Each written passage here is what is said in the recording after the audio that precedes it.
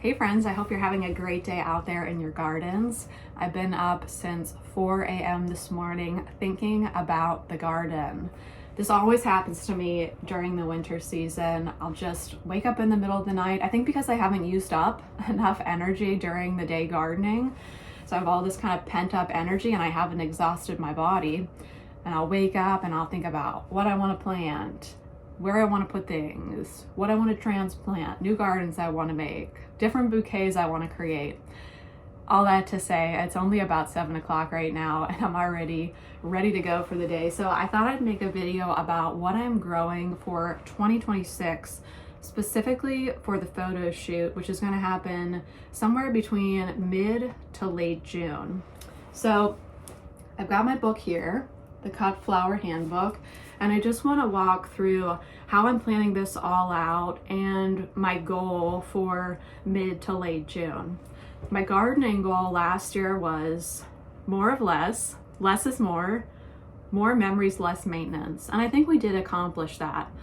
But I think over the last 2 years, I've put too many bedding annuals in the ground and it started to lose that cottage garden, that English cottage garden look that I really love.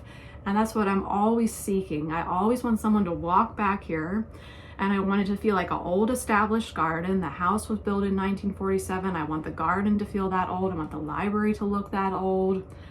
But I want people to feel like they're in England. I do not want them to feel like it's Amish country.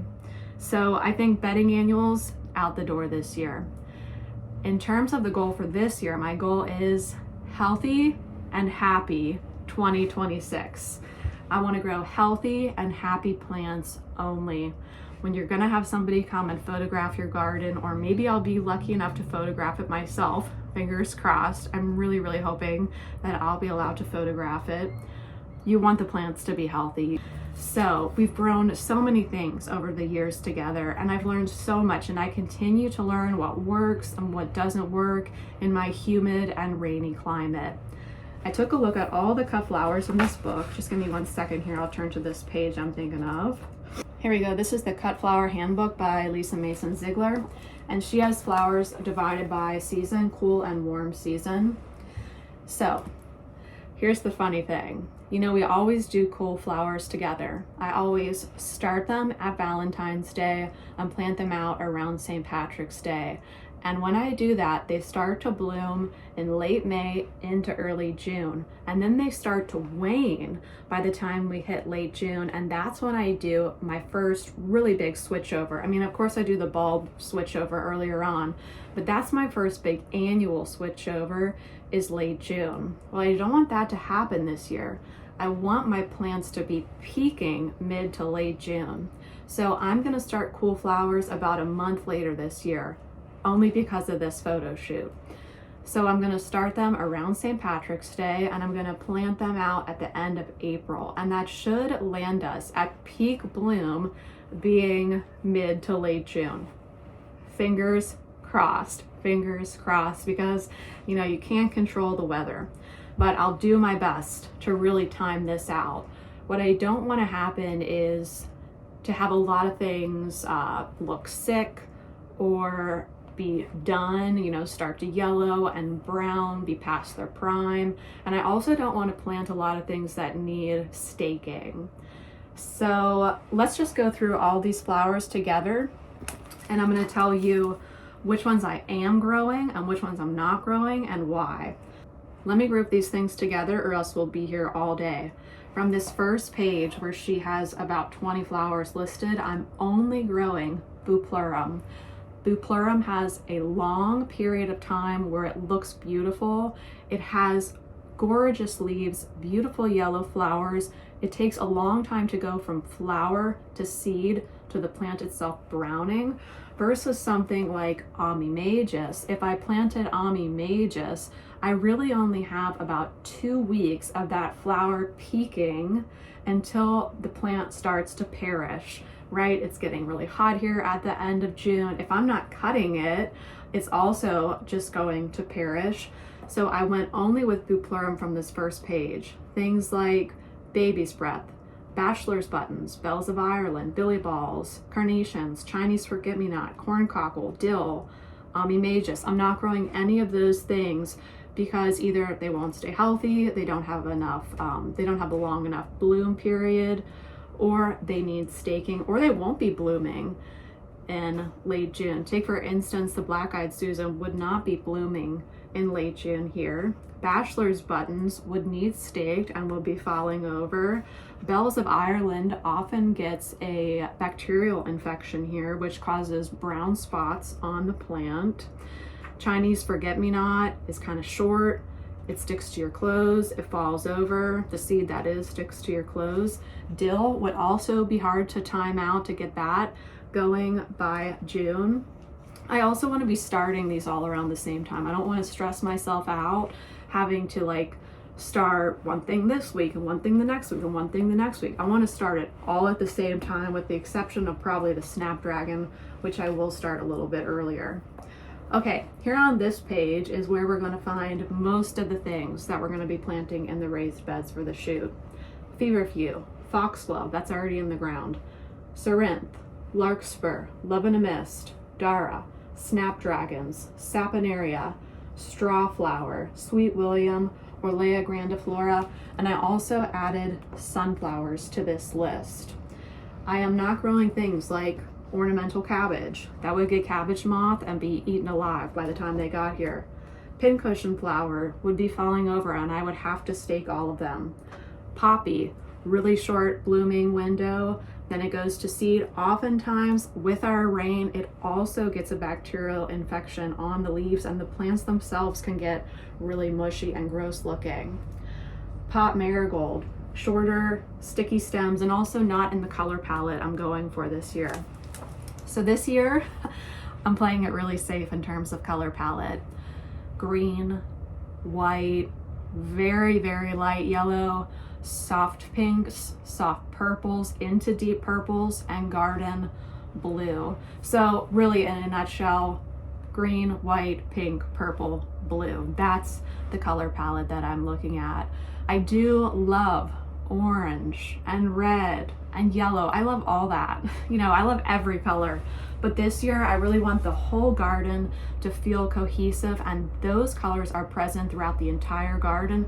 And those colors are also peaking in late June. That's when all the pink hydrangeas are in bloom. All of the lilies that I've already planted in the raised beds are Asiatic lilies. I only planted pink lilies. Now, Lisa also has a section in this book where she goes over the warm season annuals, things like celosia, coxcomb, marigolds, all those kinds of things, amaranth.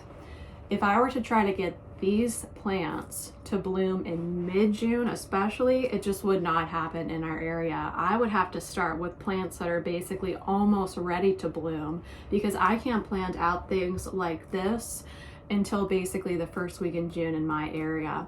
So I really need to stick with cool season flowers and just push the timing back just a little bit. So now I thought I would share with you the exact varieties that we're going to be growing this year, and I'm so excited. I have everything planned out. I hope it all works out. You know, you never know. You can't control the weather. Something else will probably go wrong that I haven't even thought of, but hopefully I've covered at least most of my bases and we'll have a really healthy and beautiful flower show in June.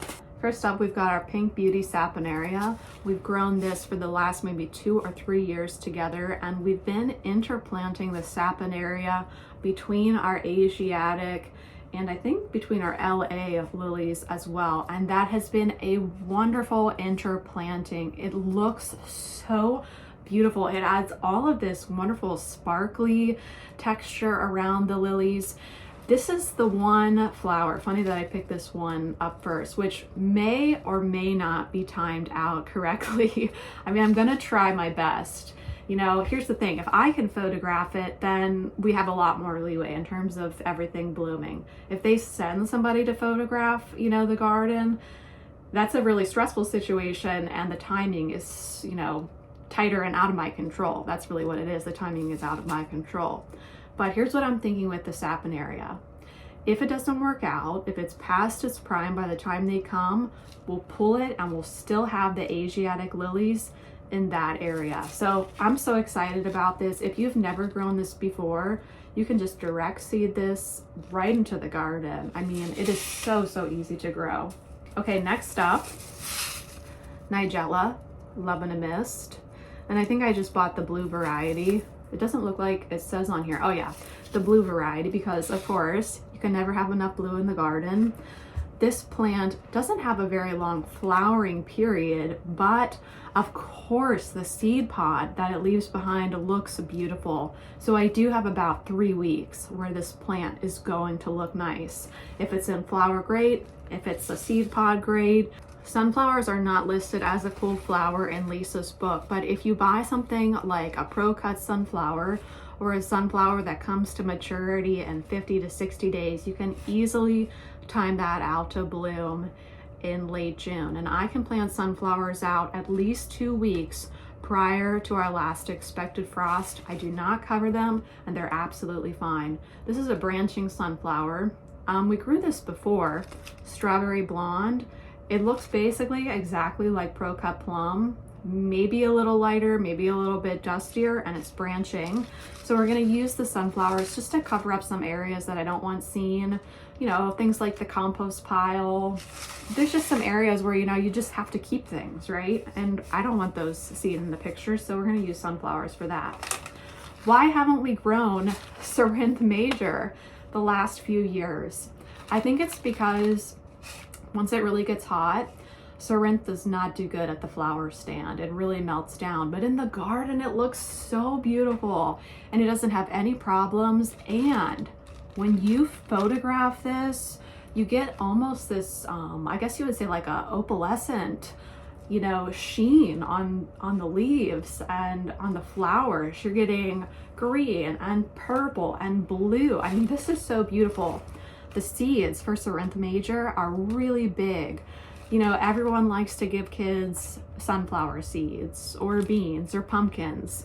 Throw some Ceranth in their hands too. That's a great big seed that looks beautiful. Okay, here we go. Pro-Cut Plum, you guys know I love that. And I'm only growing Pro-Cut Plum and Strawberry Blonde because that's within our pink, dusty yellow color palette. I'm taking a chance on this one. It's called Bright Rose Straw Flower. I've grown the mix, the apricot, silvery rose. I didn't really want to grow silvery rose again because I feel like that's a little bit too light, and I already have the white covered with the Orlea and the Feverfew. So I'm hoping Bright Rose isn't too bright. You know, I don't want hot pink. I just want that perfect mid-range pink, like the rose pink that I'm looking at in the lamp here. Sorry, you can't see that, can you? Orlea grandiflora, white finch Orlea. Is there any other kind of Orlea besides white finch? I don't know. That's the only variety I've ever grown.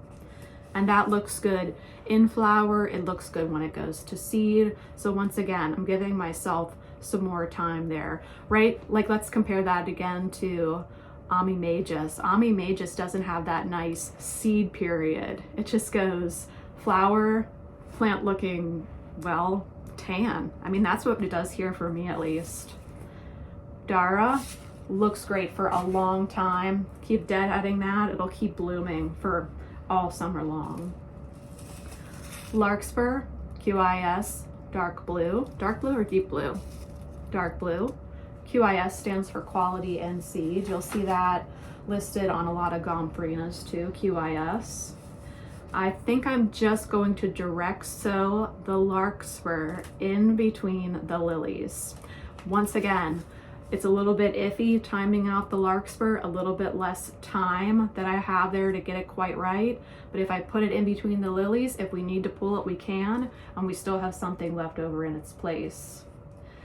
I looked on the Johnny's website. This isn't sponsored. I bought all these seeds. I looked on the Johnny's website. I've grown all of the Feverfew that they offer. The only one that I think I honestly like is Magic Green. You know, I've grown, especially last year, I think I grew Tetra White, and that one browned really quickly in my area. Once again, probably because of all the rain. Here we have the Bupleurum that I talked about earlier. green gold bupleurum. And is that it? Oh, here, I have some pelleted seed down here. All this seed that I'm showing you today cost me about $136. This is probably, I would say, 3 to 4 years worth of seed. You really only need to spend about $30 to $40 to have a cut flower garden that's the size of mine, which is a ½ acre. Okay, Dianthus, Sweet William, Amazon, Neon Rose, Magic. This one, again, I was on the fence about because you know what? You never know with some companies. Are they pushing the saturation on the picture? What's the lighting like? What color pink is this at the end of the day? I'm hoping it's not too bright. If you've grown it before, let me know. Once again, I didn't want to grow the white one because I have plenty of white. I didn't want to grow the purple and white one that we had grown a couple years past because I felt like that was just a little bit too short still. Anyway, let me know if you've grown that variety. And then for snapdragons, we're going to grow one we've grown before, the Potomac lavender. It's going to be so much fun. So in terms of how this is all going to work with selling the flowers, here's what I'm thinking. I do want to do a really nice big Easter flower stand. Last year I didn't film a lot of the flower stands that I did, but I didn't film the Easter flower stand because I was so incredibly busy. I think that was the best flower stand that I've ever had, better than Mother's Day. This year what I'm going to do, I think I'm not even going to talk. I'm just going to set up a camera and maybe do a voiceover so you can at least see all those flowers being processed. So all the daffodils and the tulips, they will go to that flower stand because I'll need to clear them out ASAP. Then we'll put these flowers in that we talked about today. We'll have them bloom, fingers crossed, mid to late June. Then we're going to have an interesting situation where we have a lot of flowers that are kind of past their cut flower peak. I'm not sure if I'm going to donate those flowers.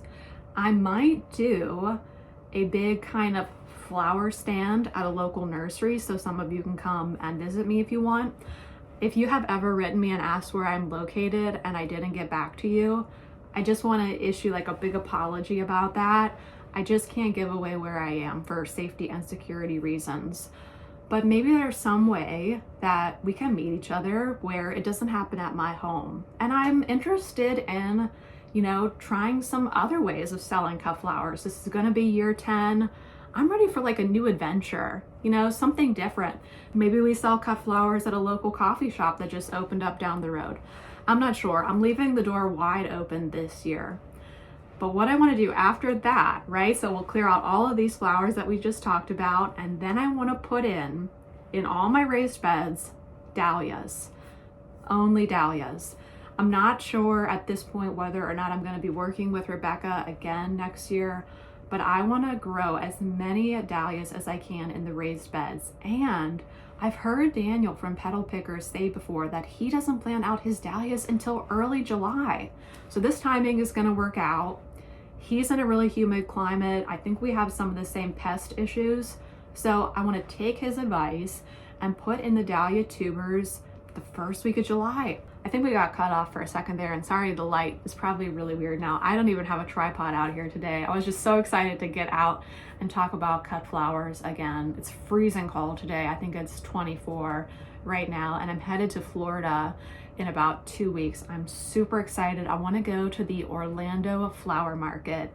If any of you live near Orlando, where should I go? I've seen that they have the Mead Botanical Garden, the Lou Gardens, is that how you say it? And then the Bach Tower Gardens. But you know what I'd really like to find is a smaller garden that's open to the public that has cut flowers. I don't know if that exists down there. Let me know. I'd love to hear your suggestions. But I want to end this video by just sending you all my sincere thanks. Some of you have been with me for five years, I think, and I'm incredibly thankful that you continue to show up. When you hit the like button, when you leave a comment, when you share the video in a group, that makes a huge difference in the video's performance. And I love making these videos. I mean, talking about cut flowers to my phone or my camera, that's a dream. That's a dream. And I owe it all to you. I want you to know that I don't take it lightly. I value your time. Please let me know, what would you like to see in 2026? I feel a shift, inside of me. I feel like I was kind of in a dark place the last 2 years.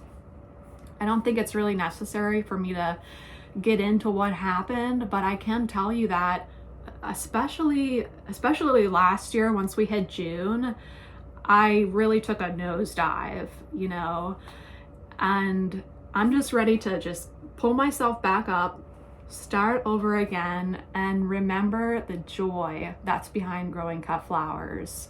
Cut flowers, cut flowers, cut flowers, cut flowers. That's what we're doing in 2026. And you know what? If it doesn't look pretty sometimes, that's fine. When you grow cut flowers and you're constantly switching things over, that's going to happen. It's not going to look good all the time. So from the bottom of my heart, thank you. I'm so excited to start the new year together, and I'll see you in Florida. All right. Let's get warm. Let's get our coats off in Florida. Goodness gracious. We need some heat. I need to see something green besides wreaths. All right. Bye, friends.